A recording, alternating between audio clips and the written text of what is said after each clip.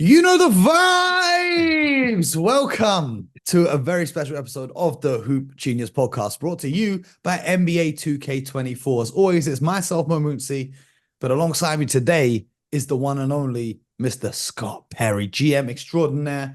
Some of the teams you're watching right now in the NBA get into the playoffs. You may or may not have put those together. But here he is on the show with us. BJ's away in Chicago, so me and Scott are rocking out today. Mr. Perry, how you doing? I'm doing great, Mo. It seems like you can't get away from guys from Detroit. Bro, exactly. Let me tell you one thing on the show, right? Let me tell you one thing. BJ said to me when I first met BJ years and years ago now, he said to me, Mo, I'm going to turn you into a Detroit fan. I said, BJ, that's never happened in a million years. And every person he introduces me to is from Detroit. So Detroit, exactly. Shout out to the people from Detroit. I'm going to say, what up, though? We here. The regular season has finally concluded. Scott, how are you feeling? 82 games for each team. For me, it's gone by in a flash. How are you feeling about that regular season?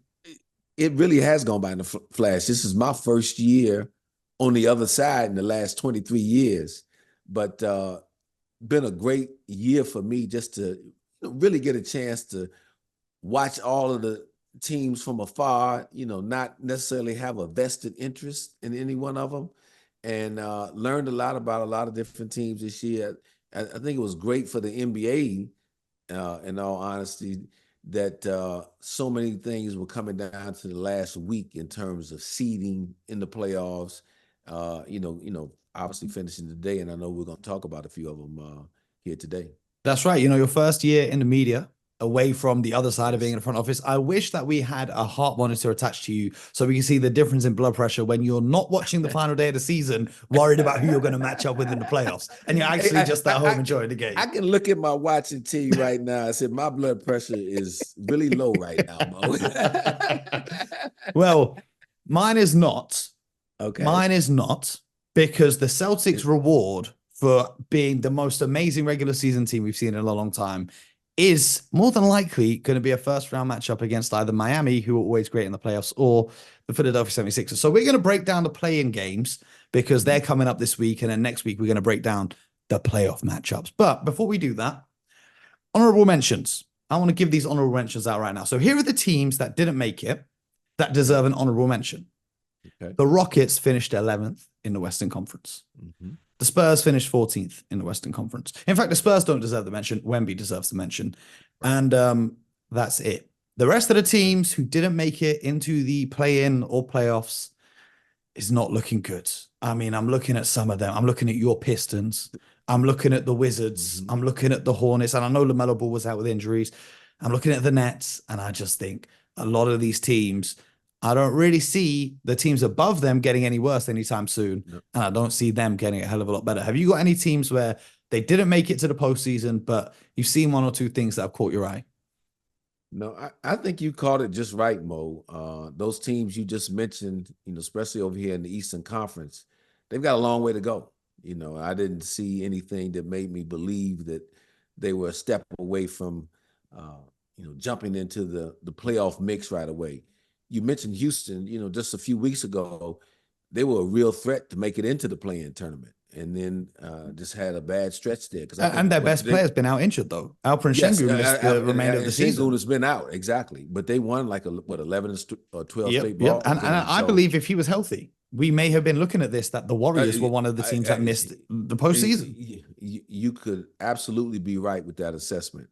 And then you mentioned, moving forward, you talk about the San Antonio Spurs. What I'm excited to see is what they do to start putting players and pieces around this young man. Because, look, he was as good, if not better, than advertised. That's the best rookie I've seen. Court. Yeah, and the sky is the limit for him, and it's really going to be interesting to watch that build out process of that team and just see how quickly they enter into the playoffs and then become one of those fixtures in the playoffs for as long as that guy's playing, I'm sure. Absolutely. And actually another team, the Memphis Grizzlies, because they were just marred by injuries and a few issues with Ja Morant this season. And this is what's going to be so interesting next year at the Western Conference. There's going to be 12, maybe 13 teams that all need a piece of that pie. And the Utah Jazz always confuse me because they're always looking really strong up until kind of the All-Star break, and then they just kind of fall off because maybe by design. But without further ado, Scott, let's get into the NBA player matchups. Do you want to start in the East or the West? Let's start where we're talking about the West. Let's go to the loaded West. Let's Yes. tackle that because that's going to Yes. be tough. Yeah, let's tackle it. Because the first matchup in the Western Conference, the number 10 Warriors are going for a short drive up the road to Sacramento. And remember, last season we saw some very heated matchups between these two teams. Draymond Green stomping on Domantas Sabonis' chest. It went all the way down to a game 7, if I'm not mistaken. So, first and foremost, who you got? This is a tough one because I think that Sacramento plays with a lot of confidence when they play the Warriors. I think they believe they can beat this team. But with that being said, and even though they are the home team, I've just got to go with what I've been seeing here over the last week to 2 weeks. And Sacramento, with the exception of today, blowing out Portland, they have not played well here down the stretch. And I'm not going to bet against Golden State, the championship pedigree. It's one game to get in. They know they must win this game to continue that core group, moving forward, giving them a chance to get into the playoffs. So I'm going to take the Golden State Warriors, that experience, that championship pedigree, in a one-game setting to go into Sacramento and win that game. Now, they split the regular season series, winning 2 games apiece. The Warriors won the first 2 matchups. The Kings won the second 2 matchups. But since the All-Star break, the Warriors are 19-10. Meanwhile, the Sacramento Kings 15-13. And I think the biggest thing in this matchup is Malik Monk's injury. I think that's absolutely devastating for the Sacramento Kings, and he's going to be sorely missed. And the Warriors, if you've been watching them, especially on the road of late, have been finding that groove. And, with, like you say, their championship pedigree, their experience, and not to mention Klay Thompson being a free agent at the end of this season and not knowing the future, we all thought 2022, was it 22 or 21? 22 was their kind of last run at things. But this season might actually be their last run at things because no question, you never know. You can never count out the Warriors. Over in the East, the first playing game is going to be the Atlanta Hawks going to the windy city of Chicago, where BJ currently is, to take on the Bulls. Now, that's a bit of a it's a bit of a less clear-cut one than the Warriors. I think no one's really expecting the Kings to win. It'll be a big surprise if the Kings win, but this one you could call either way. So who are you rocking with on this? And this one is really tough because you got 2 teams that have really been up and down all year, a lot more down than up, to be quite frank with you. But I'm going to give the Bulls the slightest edge because they are the home team. They have played in a lot of close games this year and fared pretty well. I watched some of the game against the Knicks today, and I think they had gone to overtime maybe 10 times. 11 times. Yeah. And then they went today to was 11 overtime against the Knicks as well. Yeah. So they were 7-3 before today's game, where they end up losing to the Knicks to go be 7-4 in overtime games. They've got a big time closer in DeMar DeRozan. I like the competitive fire that a guy like Alec Caruso brings, and I think he's going to do a good job defensively on one of the guards from Atlanta. And I'm going to favor the home team there in that game. It's going to be a tight one, but I'm going to give Chicago the slight edge. They've been playing okay here down the stretch. Yeah, well, in the regular season, they matched up 3 times. The Bulls won 2 of those 3 matchups. And looking at their form coming into the play-in, the Bulls have been 5-5 over their last 10.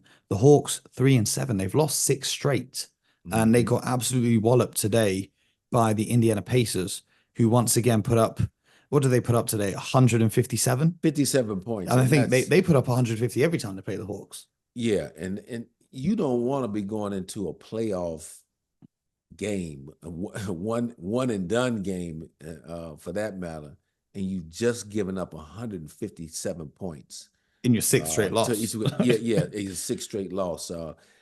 not a good mental space to be in for a team going in for such a big game. I know people gonna say, "Oh, okay, we're starting fresh again," but no, too recent of a time, and I just don't. And I think too, defensively, the Bulls are a better team defensively than what the Hawks are, and so again, I think that helps give them an additional edge as well. I got a bit of a hot take. I want to say that if the Hawks, and this isn't throwing shade at Trae Young, this is just one of those things about the team. If the Hawks were still without Trae Young, I would feel more confident about them winning a one-off game against the Bulls than with Trae Young. Do you see where I'm coming from? I see exactly where you're coming from. Look, taking nothing away from Trae Young. Trae Young is a talented basketball player. And just like with any other player, he has his strengths and his weaknesses. The weaknesses to his game really show up a lot of times in playoff basketball. He lacks size. He's not a good individual defender, so teams will seek him out on that end of the floor. So unless he's just he really has it going in a huge way offensively, he can become a liability in a playoff series when people really seek to exploit matchups and exploit his lack of size and his lack of defensive presence. So I understand what you're saying there. Again, it's not a knock on him as he's an all-star player in this league, but if I were coaching against that team, I definitely would game plan and make him defend every action possible in the game and see how he fares with that. And if he does a terrific job and they beat us, I can live with that. But I'm sure going to be trying to find that out. To be fair to Trae, there have been numerous times this season, especially late in fourth quarters, where he's come up with steals and he's actually made great defensive plays, which has been a noticeable improvement in his game. Having said that, the Hawks finished the season 10 games below 500. And in the games without Trae Young, they were a 500 team. So, they'd still be in the play-in, but they were a better team without him if you go by the numbers. Right. I think the biggest factor in this game for me is going to be whether DeMar DeRozan brings his daughter to the game or not, because we saw the impact she had in the play-in last year. If you're a new NBA fan, last year in the play-in, every time a player shot a free throw, DeMar's daughter decided to scream at the top of her lungs, putting them off and winning the first game for the Bulls. But, these are two teams in NBA purgatory. They were in the play-in last year. They're in the play-in this year. And if they do win this first game, they don't qualify for the playoffs. They have to go and play the winner of the other playing game, which as it stands, or as it's confirmed now, the games are just finished, the number 8 seeded Heat versus the number 7 seeded Philadelphia 76ers. Scott, that's a tough one to call because the Sixers, 8-2 over their last 8. They've won 8 straight games. I think they haven't lost a game since Embiid's returned to the lineup. The Heat, though, 7-3 in their last 10 games. They looked really good today. It seems like they always peak at the right time. They said all season long, Jimmy Butler in particular says, just wait for the postseason, just wait for the postseason. How are you calling this one?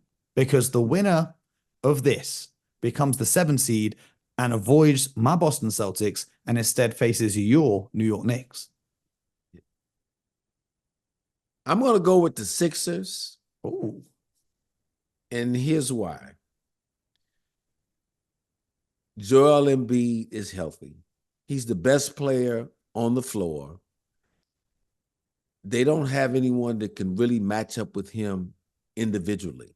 Bam Adebayo, you don't think Bam can match? I love Bam. Like everyone in the league. But look, let's face it. Joel Embiid is too big, too strong, too talented just for about every matchup in this league. Yeah, but if we had to make a list of, if I said to you, you've got to find someone to guard Joel Embiid one-on-one, how high would Bam be up on that list? Who would even be above him on that list? No. Bam would definitely be in my top 5 or 6 centers to guard him.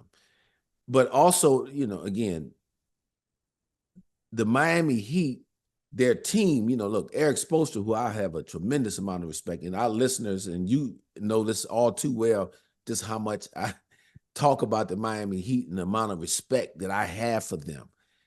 I just think being at home, the urgency that Philadelphia is going to play with to win this first game so that they can buy Joel, a day or two, extra Extra rest. rest, yeah. You know, I'm that's what I'm banking on.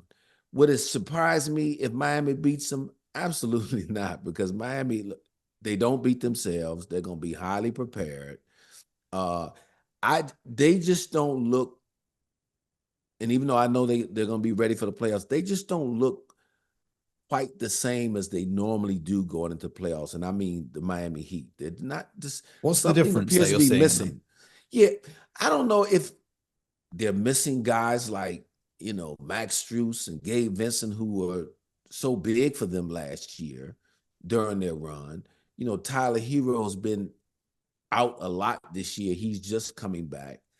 Uh, I really like the addition of Terry Rozier when they went and got him, but he's really struggled up until really the last couple of weeks and starting to play better right now.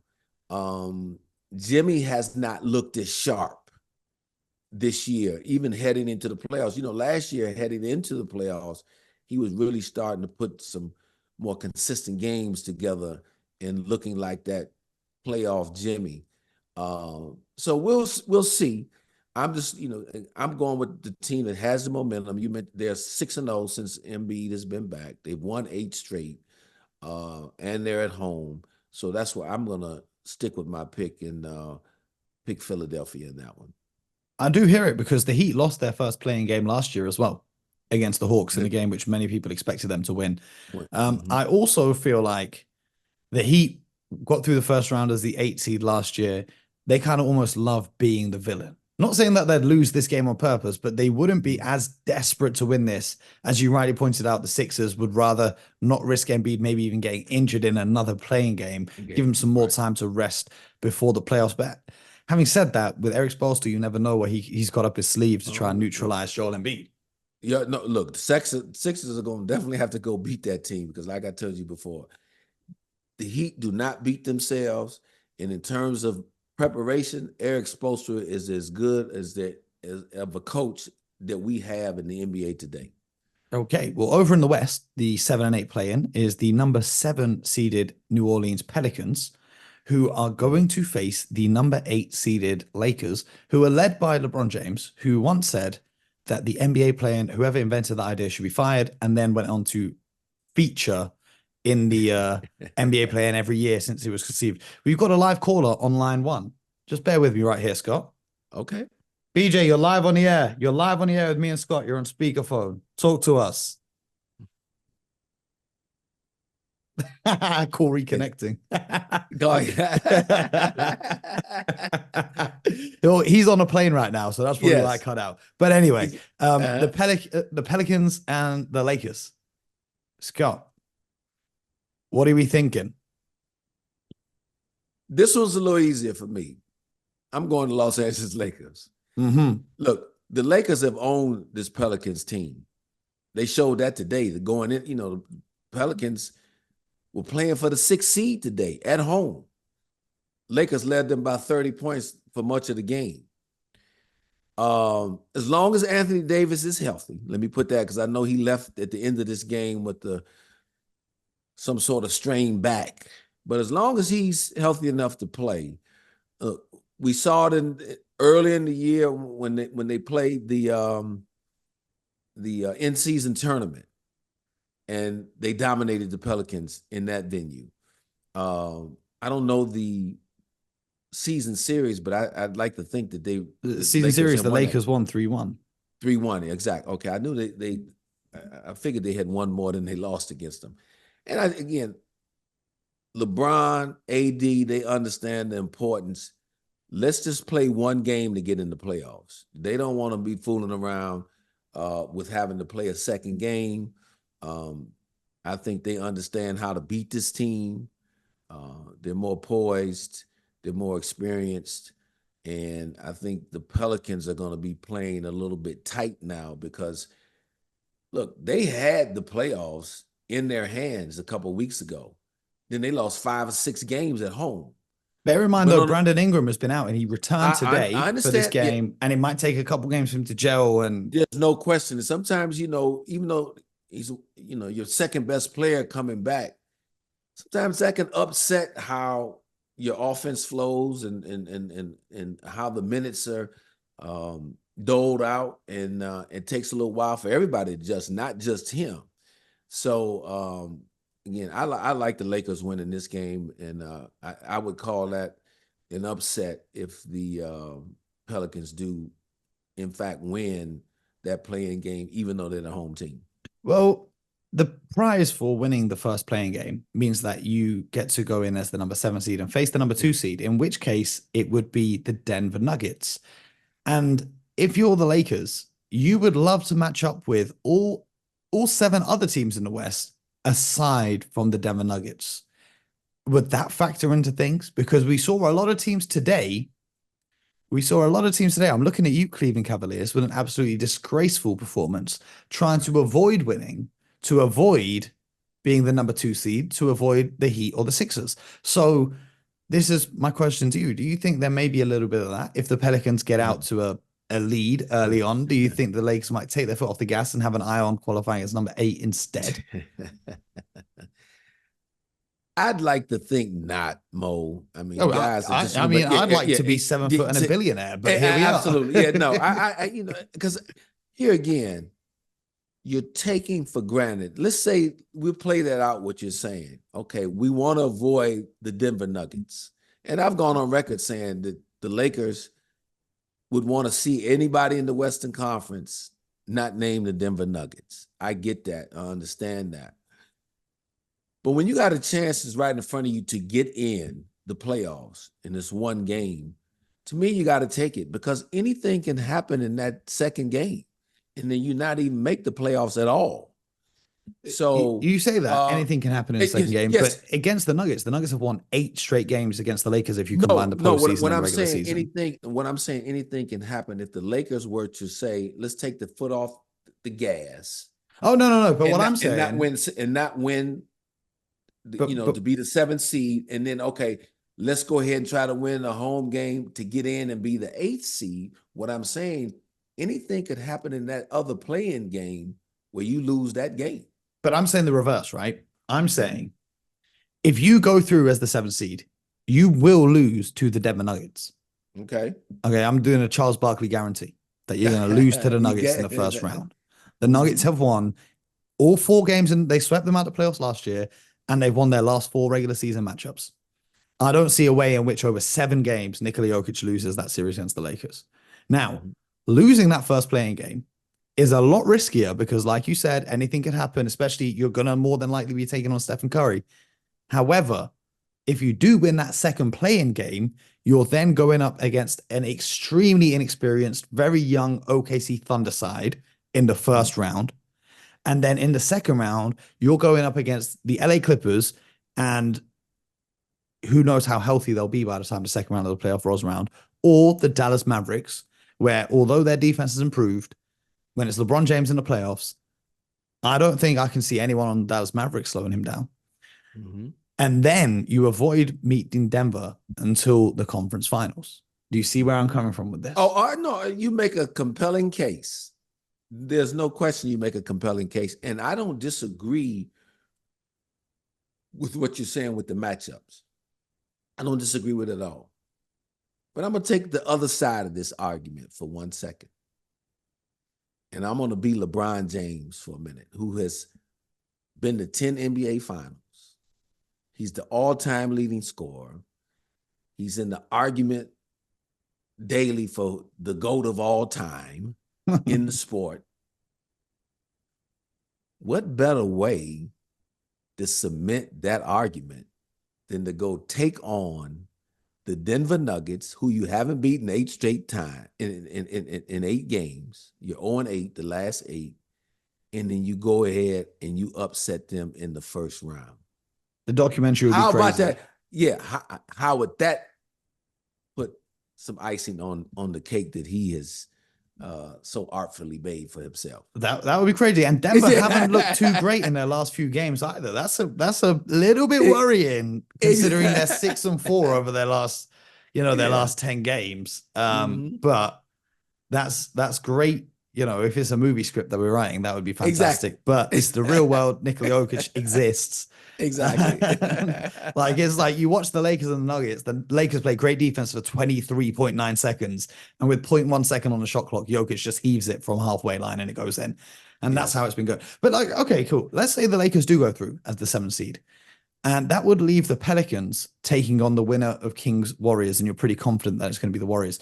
Do you see the Warriors as the 10th seed going on the road twice? So going to Sacramento and then going to New Orleans to take on the Pelicans and qualify as the 8th seed? I do. Even with their lack of size compared to a giant. Even with their lack of size. And I think they recently beat the last time that they played.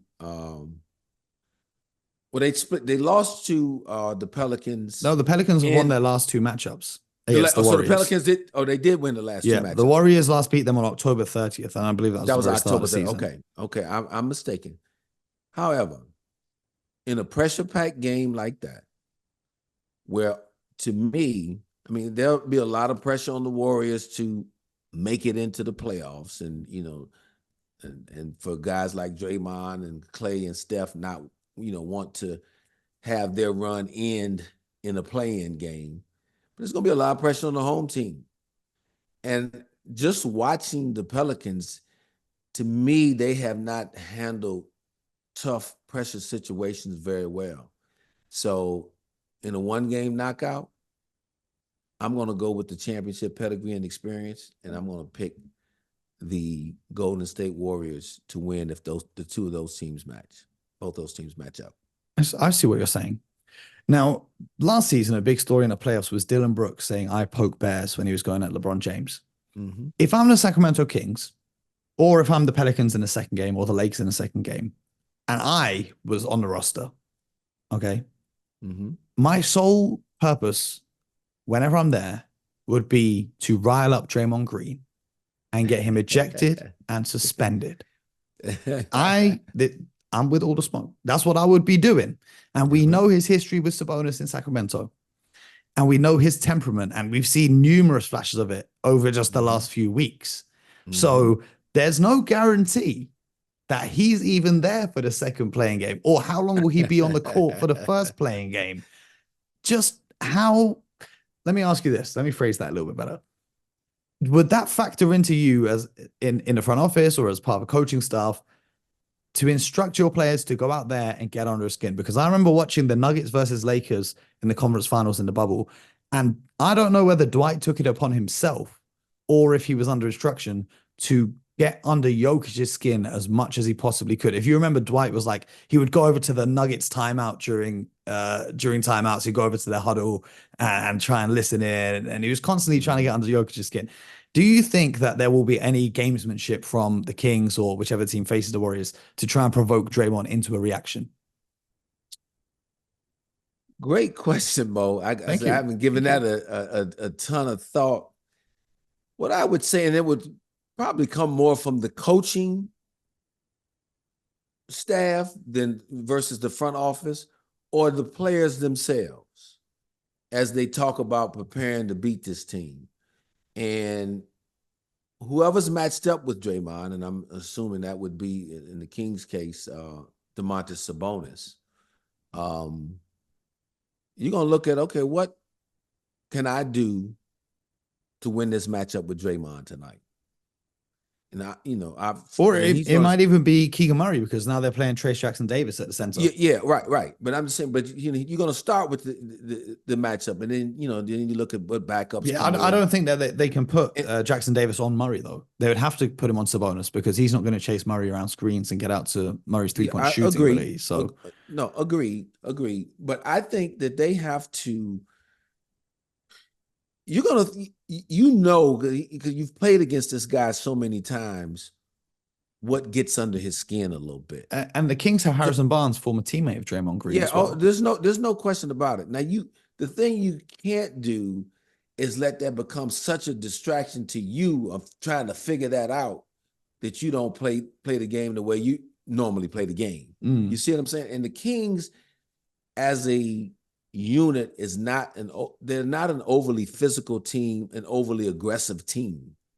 They're more finesse and skill. So Speed. I don't and speed, yeah. And so I don't know if they have the makeup as a team, because it's not only the guy whose matchup it is, but you're gonna need backup from the rest of your teammates when you start poking bears like that. So I don't know if the Kings are the best team to necessarily pull that off. I think the best way to frustrate Draymond really is just to go at him on the defensive end. That he's known as a great defender, but he's slowing down just a touch.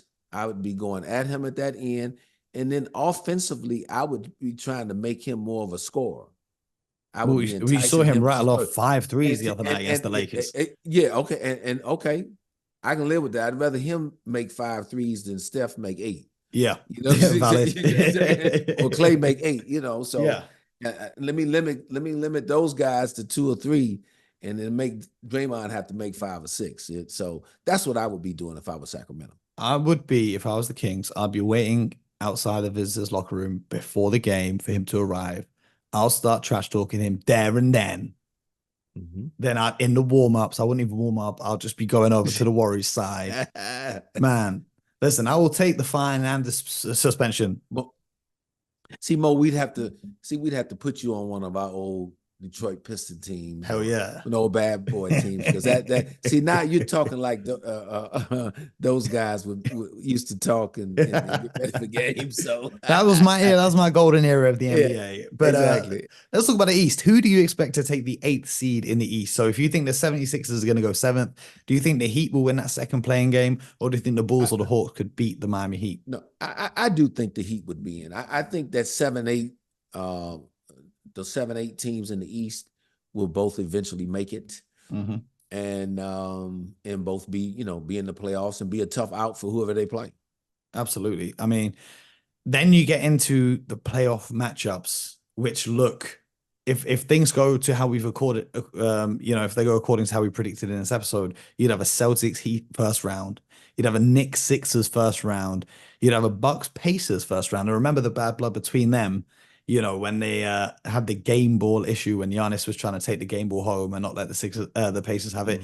And the Cavs and the Magic. I think that'll be a fun series. And over in the West, you would have the Thunder versus the Warriors, the Nuggets versus the Lakers, Timberwolves and Pelicans, Timberwolves and Suns. And things got a little chippy there today between Ant-Man and Bradley Beal for a little bit.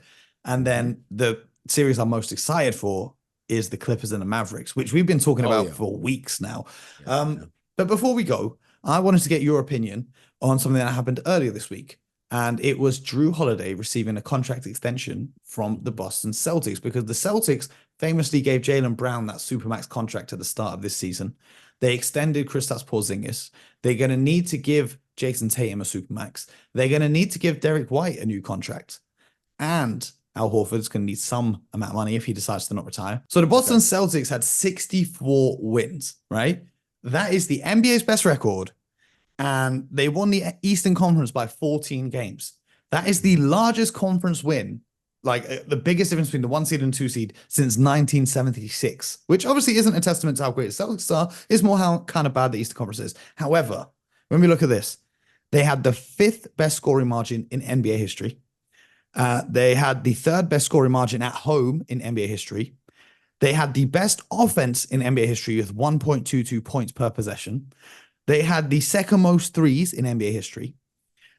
They've had 37 home wins, which is the 3rd most in Celtics history, obviously one of the best franchises ever, but the most in the NBA in the last 8 years. They won or tied the season series with 28 of the 29 teams. The only team that beat them in a season series was the Denver Nuggets, which will be interesting if there is a finals matchup there.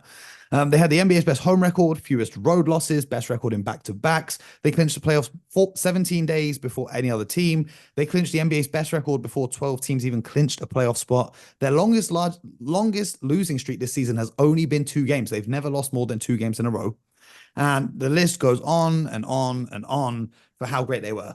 having said all of that, if they don't win a championship, all of those stats go out the window, put them in a bin. They mean absolutely nothing. And now, from the financial side, with all this money they're spending, how long is the window they have with this group of players to keep them together to win a championship? Well, obviously, in their mind, they think it's the next 3 or 4 years that they've signed Jrue Holiday to this contract.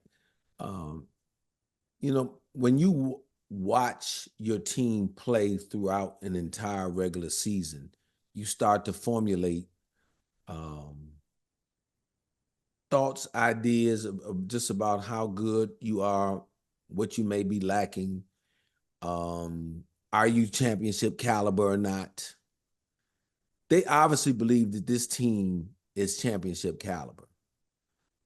To your point, they still have to prove it by going ahead and winning the championship, not just making it to the finals, but actually getting across the finish line and winning it.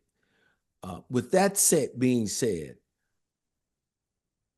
I believe that, again, from the Celtics standpoint, the front office is looking at this.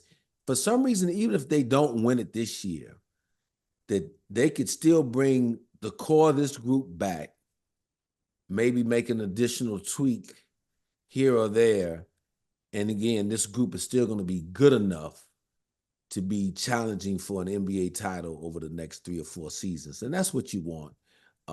And look, Jrue Holiday is a true professional.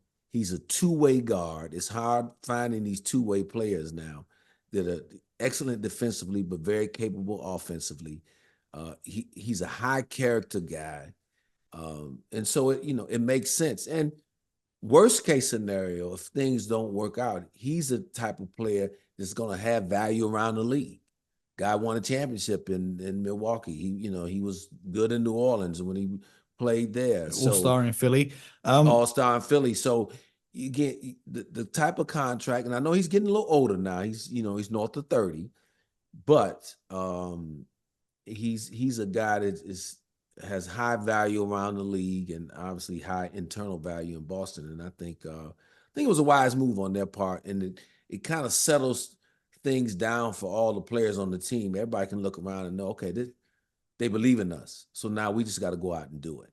Well, you mentioned his age. When he's 37, he'll be earning $37 million from the Boston Celtics. But here's the thing that I find interesting with the contract. He was on the books next season. If he accepted his player option, that would have been a $39 million cap hit. However, the way his new contract is structured, it's only $30 million. I say only $30 million. It's $30 million next season, then 32, then 35, and then 37. So it's progressively increasing as it goes along, which gives the team more flexibility next season than they would have had he accepted his player option or if he wanted a straight up deal. But does it concern you that he said that he would retire after this season originally? And, he said he wanted to retire in Milwaukee. He said he wanted to retire after this season. It would be his last season playing. Does that concern you at all?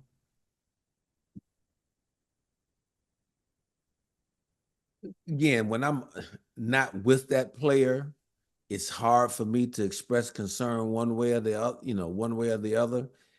If he had said that directly to me, then that's where your body language comes in. If the guy is just kind of talking, versus the way really I see it sincere. is, when people, I have to listen to what people say. For example, our friend Monty Williams said he didn't want to coach the Pistons. He wanted to take a break from coaching. And then they put a $70 million check in front of him. And all of a sudden he wants to stay coaching. Jrue Holiday wanted to retire. I don't know anyone in the world who wants to retire, but wouldn't say, I'll give it 4 more years for $135 million. So. Very good point. But I've got to give that front office at Boston enough credit. I mean, just last week we said Brad Stevens was the executive of the year. That's right. So I would like to think that Brad Stevens has a good feeling about Jrue Holiday and that Jrue Holiday plans to play much further than this season, this year, that at least he's going to get a few years out of him. Now, maybe that last year, who knows? Yeah, well, next year will be the final year of Al Horford's contract. And he will be turning, 39, 40 years old. I don't know if he'll continue playing after that. This season, they do have to pay Xavier Tillman. who comes off the books this offseason. But what's interesting next year is also Derek White's final season as a $90 million guy currently. The Celtics can extend him, but I'm thinking that he would get a lot more money if he hit free agency. So does that worry you, the potential of losing Derek White now that you've given Jrue Holiday this huge extension? Look, you all this. It's hard to keep your team totally intact when you start paying everybody in your starting five is going to be north of $20 million. And in this case, you got a North couple of guys 30 going to be in million. the 50s. Yeah. Jalen's in the 50s. Tatum's going to be in the 50s. And Tatum's going to be in the 50s. So you got to know that you probably going to lose one or two of those guys. And look, I like Derek White a lot. I think he's an excellent player. He's very important to that team. But here's what happens, Mo, and this is my perspective as a front office. As I watch their team, I still don't see a player that, okay, he's at 19 million, that I'm going to go out and pay a max contract because he's played so well in Boston. He's in his right role in Boston. And you have to be careful that you don't set out to start overpaying guys like that. And again, there's no disrespect to him. I think he's a great player, and he's the type of player that I would like on my team. But then there's the business side to it. You still have to put the proper valuation on talent. And so if you're Boston, they'll look at it and say, okay, there's a price to what they will keep him at, because they can retain him. They'll have his bird rights. And if someone wants to pay him an exorbitant amount of money to pull him away from the Celtics, then you'll be prepared for that. And either you trade him away to try to get something in return, or you just lose him outright. And I think the way the Celtics are set up, right? They're set up for this year and next year. And this concern about Derek White coincides with when the new TV deal for the NBA is expected to kick in. Now, I don't know what the cap figures will be after that new TV deal kicks in, but if it's anything like the last time, which essentially created basically an extra max contract space for the Golden State Warriors to get Kevin Durant, if that deal increases the salary cap by what it's expected to, they'll be able to pay Derek White as well and have no problems. And in a lot of these contracts, like you got Kristaps Porzingis on $30 million, that would feel more like 20 rather than 30 because of the new additional space that's been created. But of course, whenever there's a contract, we have to get the expert opinions of 23-year NBA executive, Mr. Scott Perry. That's been another episode of the show. Thank you, Scott, for joining us as always. And congratulations on your first regular season with the Hoop Genius podcast. The question is, are you ready for your first playoffs with the Hoop Genius podcast? Now, I'm really looking forward to that mode of playoffs, because I can already tell, and this is the evaluator in me, that it's going to be a lot of spicy conversation and debate come playoff time on the Hoop Genius. This is what we do. This is what we do. But it does get a little bit more technical as well, because usually when you come on, we go through our top 5 list, we go through teams to watch, but we go a little bit more technical when the playoffs come around with what's happening on the court as well. So I look forward to that, because now you bring back the old coach in me. Remember, I coached 13 years, Mo, before I came into the NBA. Coach Perry in the place. Exactly. I'm looking forward to it, man.